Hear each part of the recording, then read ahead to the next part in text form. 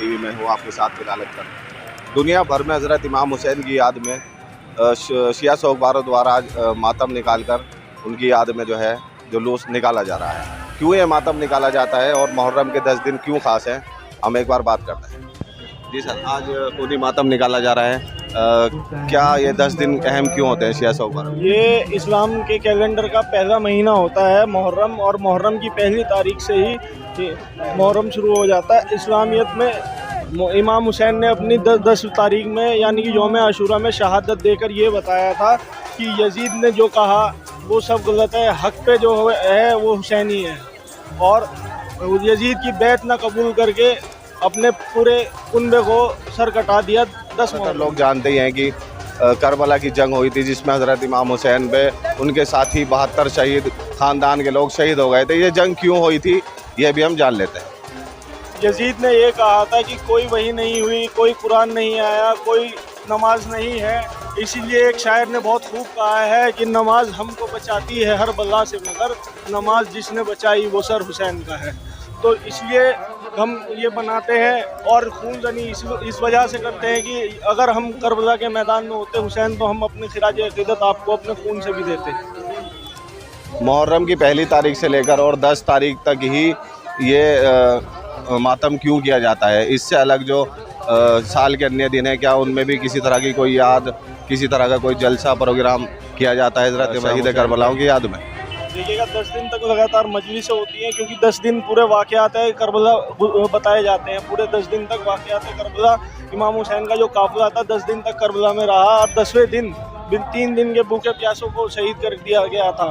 तो इसलिए 10 दिन सबसे ज़्यादा अहम होते हैं। इसके बाद चहलुम होता है मौला का, वो 40 दिन के बाद मनाया जाता है। ये जंगें तो बहुत हुई हैं और तारीख में दर्ज भी हैं, लेकिन करबला का एक अलग ही जिक्र जब कभी आता है तो लोगों की याद ताज़ा हो जाती है। इस जंग के अंदर क्या कुछ अलग था? ये किस चीज़ की जंग थी? क्या ये सल्तनत की, तख्त व ताज की जंग थी, या आप समझाएं थोड़ा सा। तख्त व ताज की जंग होती तो यजीद के लड़के ने ही खुद तख्त पे अपने लात मार दी थी कि मैं इसके लायक नहीं हूँ। अगर तख्त व ताज की जंग होती तो हुसैन कभी भी अपने आबा व अजदाद को, छोटे छोटे बच्चों को लेकर नहीं जाते। असल में ये जंग हक और बातिल की थी, ये बताना था कि हक पर कौन है और यजीद जैसे बताते हैं जालिम बादशाह था, तो वो चाहता था कि हज़रत इमाम हुसैन पे उनके अन्य साथी ख़ानदान वाले भी उसकी हाथ पर बैत कर लें।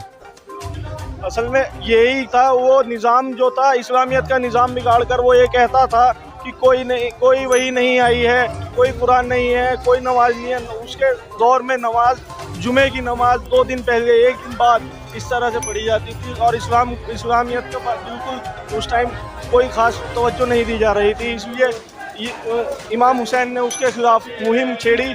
उससे होकर उसने ये कहा कि या तो मुझे अपना सर दे दो या फिर मेरी बैत। 2 साल बाद कोरोना कोविड-19 चल रहा था जिसने देश भर में हाहाकार मचाया, काफ़ी संख्या में मौतें भी हुई। 2 साल के बाद इस बार जो है जुलूस निकाला जा रहा है। इस बार किस तरह की व्यवस्थाएं हैं? ये जुलूस कहाँ से कहाँ तक निकलता है और इसमें कहाँ के लोग शामिल होते हैं? क्या इसमें खतौली गई है या अन्य जगहों के भी लोग शामिल होते हैं? देखिएगा कोरोना काल के बाद ये जुलूस निकला है, बहुत जोशो खरोश के साथ। लोग बाग 2 साल से रुके हुए थे मौला को खिराज अक़ीदत पेश करने की वजह से, और 2 साल के बाद ये जुलूस निकला है तो सब अपने पूरे जोश के साथ हैं। और इसमें हमारे सारे आसपास खतौली के बिरादरी के भी लोग हैं तथा विभिन्न इलाकों से, जानसठ, मुजेड़ा, मुजफ्फरनगर, विभिन्न इलाकों से आए हुए हैं और हमारे सुन्नी समाज के भाई भी हमारे साथ सब साथ में हैं। और रही बात प्रशासन की, पुलिस प्रशासन द्वारा पूर्ण सहयोग है। थोड़ी बहुत कमी नगर पालिका की तरफ से रह गई और वो मैं समझ नहीं पा रहा हूँ किस वजह से। थोड़ा सा पानी का छिड़काव की वजह से थोड़ी परेशानी हुई चलने में, क्योंकि टेम्परेचर देखिएगा इस टाइम 48 डिग्री टेम्परेचर हो रहा है और ज़मीन पूरी तपी पड़ी है। देखा जा सकता है साफ़ सफाई कुछ खास व्यवस्था यहाँ पर नहीं गई नगर पालिका प्रशासन की ओर से, और गर्मी ज़्यादा है टेम्परेचर में। आज हज़रत इमाम हुसैन की याद में जो शहीद करबला हैं, अपने 72 शहीदों के साथ करबला के मैदान में भूखे प्यासे लड़ते हुए एक जालिम बादशाह के साथ जंग करते हुए शहीद हो गए थे।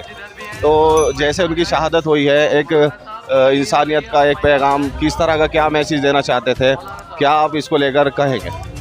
देखिएगा करबला की जंग से हमें ये सीख मिलती है कि दुश्मन और जुल्म कितना भी बड़ा हो, उसका अगर मजबूती से आप मुकाबला करोगे जी, तो इंशाल्लाह फतेह आप ही की होगी। और करबला के वाक़यात ने ये बयान भी कर दिया है, और इसीलिए किसी शायर ने कहा है कि इंसान को बेदार तो हो लेने दो, हर कौम पुकारेगी हमारे हैं हुसैन। इस्लाम में हुसैन को समझने के लिए मुसलमान होना ज़रूरी नहीं, इंसान होना ज़रूरी है, इंसानियत उसके अंदर होनी ज़रूरी है। हुसैन हर कौम के, हर उसके मानने वालों के लिए एक इबरत है। तो अगर उनको समझेंगे, वाक़यात करबला को समझेंगे, तो उनको समझ आएगा कि हुसैन कितनी बड़ी हस्ती थे, कितनी बड़ी हस्ती थे। जैसे कि बताया मौलाना ने कि ये जंग एक बातिल की जंग थी, और हज़रत इमाम हुसैन की जो शहादत है वो पैगाम देती है इंसानियत के लिए, मानवता के लिए, जो सर्व समाज के लिए है। शुरू होकर और कहाँ पर पूरा होता है ये जुलूस? हर साल की तरह इमाम बाड़ा शेखपुरा से शुरू होकर इस रेलवे स्टेशन से होकर चौराहा जानसठ तिराहा से होकर बिद्दीपाड़ा से बालकराम से होते हुए जीटी रोड से घंटाघर से होते हुए बड़ा बाजार से होते हुए ढाकन चौक से होते हुए सैनी नगर से होकर शेखपुरा करबला में जाके संपन्न होता है। हर साल निकाला जाता है। ये हर साल निकाला जाता है। हमारे साथ शुजा ज़ैदी अब्बास जो मौलाना है, शिया धर्म गुरु है, मौजूद थे, जिन्होंने बताया कि ये जंग कोई तख्त व ताज की जंग नहीं थी। ये जंग इंसानियत और मानवता को लेकर थी, जो सभी पूरी आलम के लिए, पूरी दुनिया के लिए ये जंग लड़ी गई थी। जहां हज़रत इमाम हुसैन व उनके साथी 72 साथियों ने अपनी शहादत दे करके गलत को गलत और सही को सही साबित किया। और आज भी हज़रत इमाम हुसैन की याद में हर साल 600 बार भारी संख्या में पूरी दुनिया भर के अंदर खूनी मातम कर उनको याद करते हैं।